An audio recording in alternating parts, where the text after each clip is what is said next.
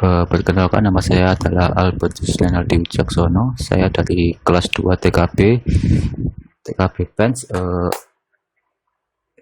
Di sini saya akan mempresentasikan tentang proyek terakhir untuk ESP32. Yang pertama, ketentuannya adalah mengecek suhu kamar.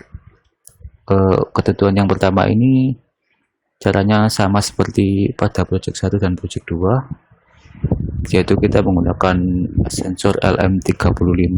Setelah itu kita baca nilai ADC-nya. Di sini adalah programnya, dapat dilihat ini, yaitu fungsi untuk mendapatkan nilai ADC-nya. Setelah itu ADC-nya dikonversikan dan ditentukan output dari LED kipas dan lampu untuk setiap kondisi. Setelah itu ini nanti hasilnya di print di monitor. Nah, untuk runningnya adalah seperti ini.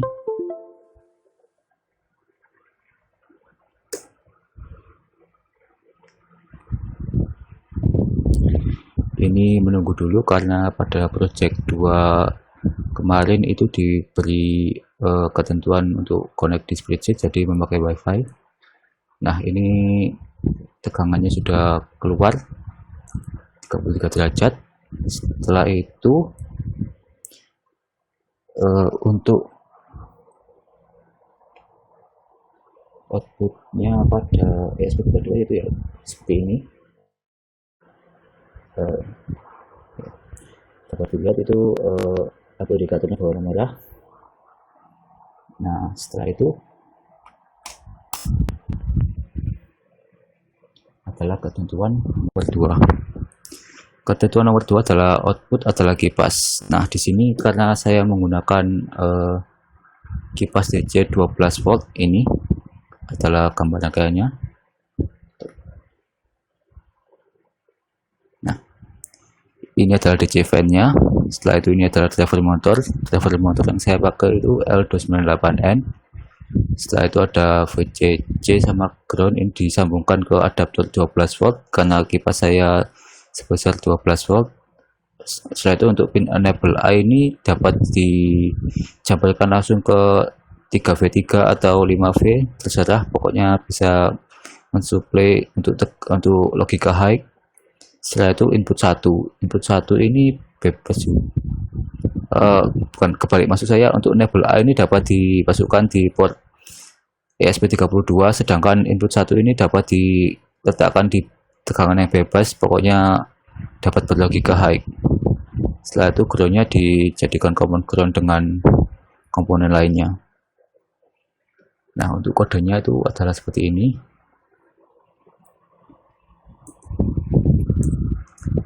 Ini nanti bluetoothnya sebentar.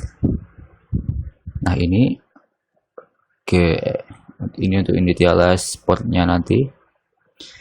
Reset motor forward ini untuk mengirimkan sinyal BBM sehingga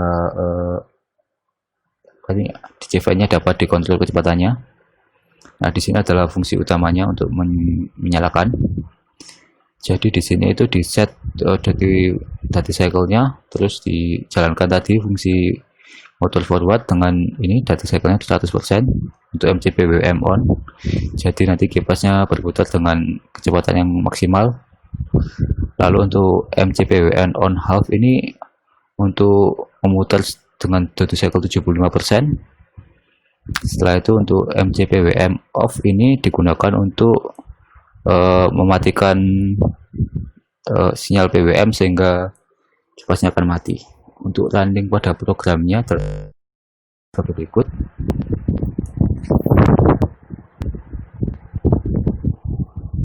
Di sini ada adaptor 12 volt untuk mensuplai ini driver L298N. Nah, saat saya saya masukkan, dapat dilihat kipas dapat berputar karena sudah dapat suplai.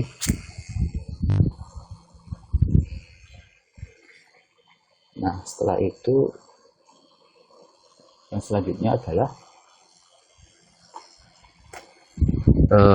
Bluetooth bisa nyala matikan lampu RGB. Untuk aplikasi RGB saya menggunakan ini Arduino Bootdroid. Gunakan dulu ke ini aplikasi saya.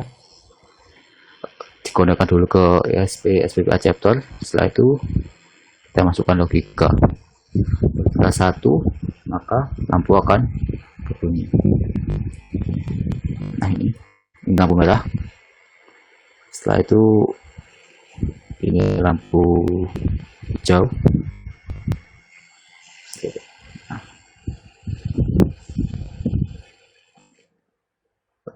ini lampu kuning. Nah, jika lampu dapat menyala secara bersamaan, juga bisa dinyalakan satu-satu atau dua-dua juga bisa. Saya matikan. Terus saya tambahkan juga kontrol ini untuk kipas.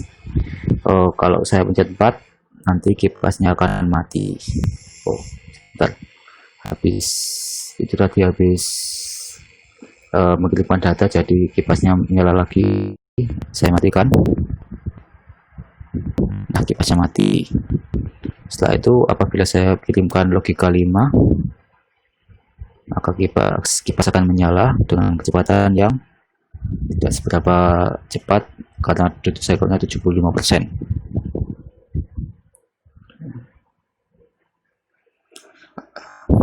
Baik, setelah itu adalah alarm.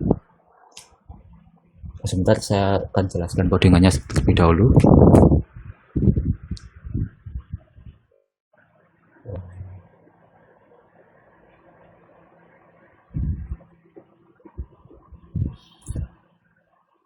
Di sini ini adalah fungsi Bluetooth-nya untuk menghandle event Bluetooth callback-nya. Nah, ini di sini ini fungsi utama untuk mengambil data dari HP.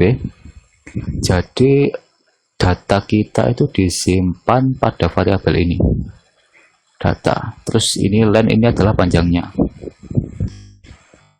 Setelah itu kita mengcopy datanya itu ke ini variabel data HP. Setelah itu kita null terminate karena ini adalah data yang diterima ini adalah UINT 8T atau unsigned string, jadi ada random karakter di belakangnya. Nah, karena random karakter ini sudah dihilangkan, maka kita dapat membandingkannya. Untuk membandingkannya ini nanti ada di fungsi setLike sama nanti di fungsi main. Selanjutnya itu adalah buzzer. Untuk buzzernya ini buzzer alarm. Untuk alarm ini fungsi utamanya ada di sini. Untuk mendapatkan waktu kita menggunakan get time yang di loop dengan while 1, setelah itu di delay selama 1 detik. Get time ini digunakan untuk mendapatkan waktu.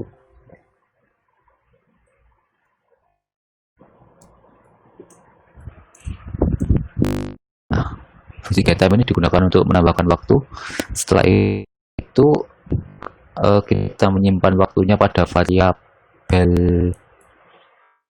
mana ini, jam, detik, dan srf move ini. Dan ada juga setelah waktunya didapatkan, nanti bisa dijadikan parameter untuk menyalakan buzzernya. Untuk set timer ini ada variabel en ini digunakan untuk indikasi apabila timer terset, apabila ENP-nya 1 timer terset, apabila 0 tidak. Terus apabila perbandingan dari input kita sama, maka timer berbunyi. Untuk running programnya adalah sebagai berikut.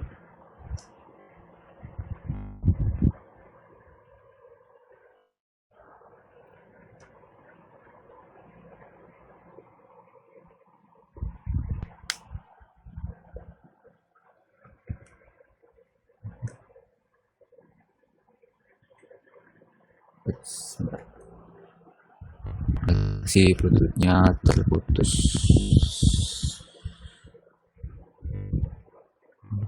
Tiga, dua, tiga,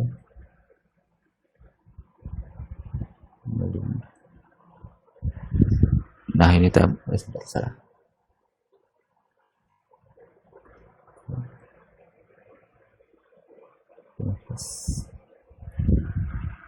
Nah, tampaknya sudah terset.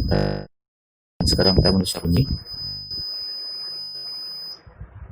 Nah, untuk codingan timernya ini ada di set timer.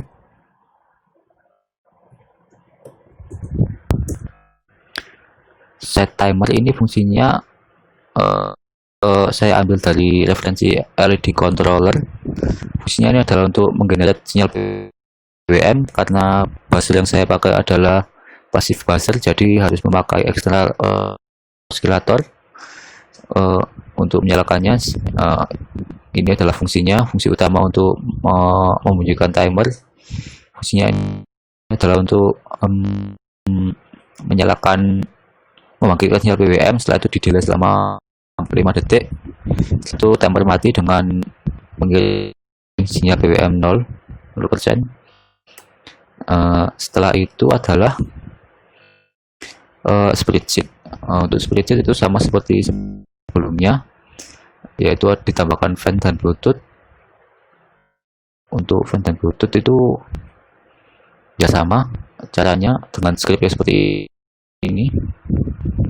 Jadi nanti nama sheetnya dicari, setelah itu nama setiap tabnya ini dicari, terus datanya dimasukkan.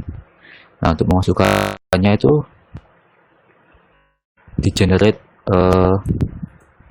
ini string ini di generate, setelah itu diakses dengan fungsi trigger HTTP request untuk site ini. Setelah itu datanya akan terkirim. Mungkin sekian dari saya. Apabila ada salah kata, saya mohon maaf. Wassalamualaikum warahmatullahi wabarakatuh.